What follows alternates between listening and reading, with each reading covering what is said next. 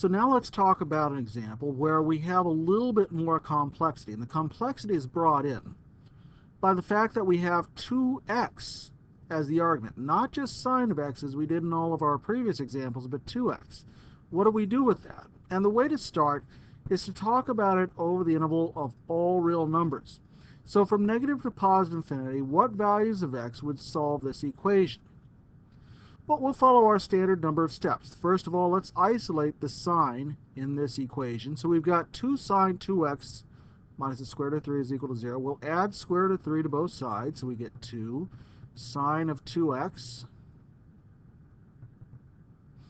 is equal to square root of 3.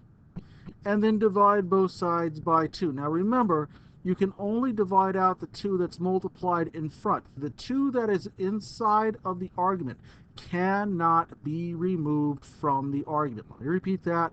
You can't divide out this 2, right? We're only going to get sine of 2x is equal to the square root of 3 over 2. There's nothing else we can do right here to get that 2 out unless we start using our order of operations and reverse it by taking the inverse sign. And that's what we should really start doing right here. Let's talk about it. 2x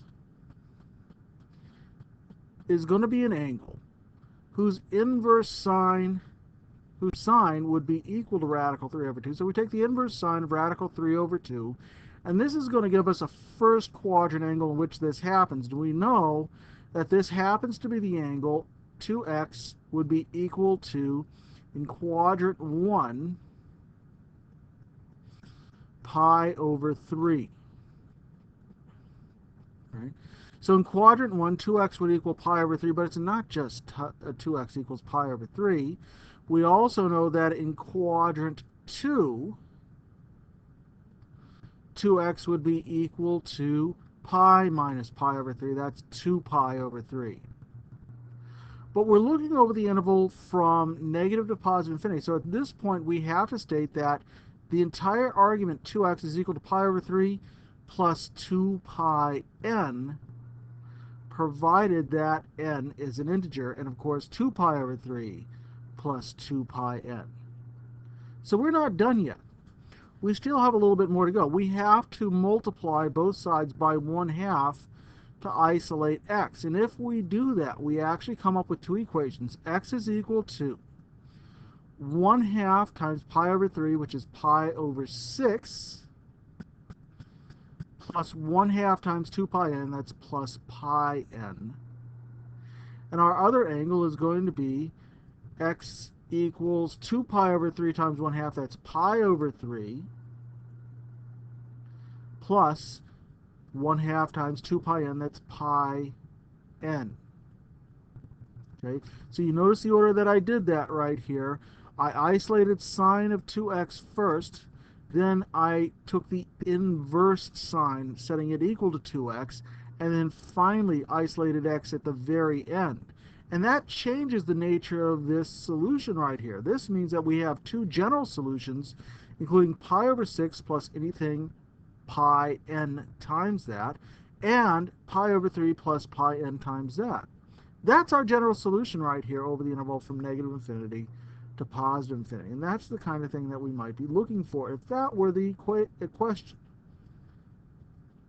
So we'll record these two answers right here just for our sake. And then we'll ask, well, what if this question were not asked over the interval for all real numbers, negative to positive infinity, but instead we were just interested in the interval from 0 to 2 pi? Well, we could take this general answer that we had right here and actually apply values of n to find out. So what we're really going to do is we're going to make a little table right here. And I always make a little table. And in this table, I have my two general solutions. I have pi over 6 plus pi n as one general solution. And I have pi over 3 plus pi n as my other general solution. And what I'm actually going to do is I'm going to substitute in values of n. Like, for example, what would happen if n was equal to 0? Well, very simply, our two answers would be pi over 6 and pi over 3. What would happen if we let n equal 1? Well, then we would be taking pi over 6 plus pi. That's 7 pi over 6.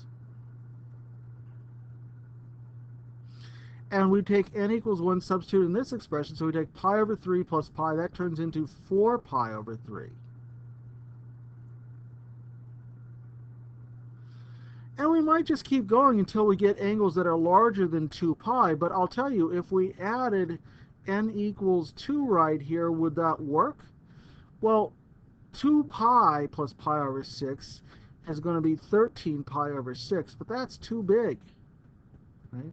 So we can't use that answer. And in fact, what's happening right here is that with n equals 2, we're adding 2 pi to whatever number we have, and that makes us larger than 2 pi. So we stop right here, and we could list our specific solutions as the set